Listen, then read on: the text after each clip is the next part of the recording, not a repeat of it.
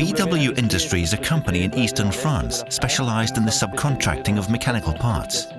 In 2011, we installed our first Universal Robots Cobot to load a machining center.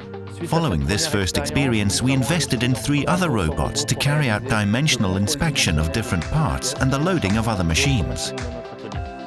In 2019, our new challenge was to automate the deburring of metal parts. Hundreds of kilos have been handled by operators until now. From now on, the robot will handle these heavy parts and perform all of the deburring operations. The ideal tool for this application is the UR16e.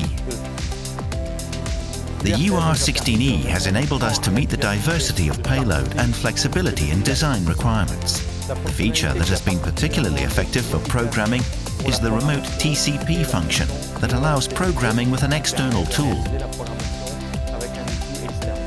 The UR16e also allows us to handle our parts from 4 kilos to 14 kilos. It took us 2 weeks to put this part into production.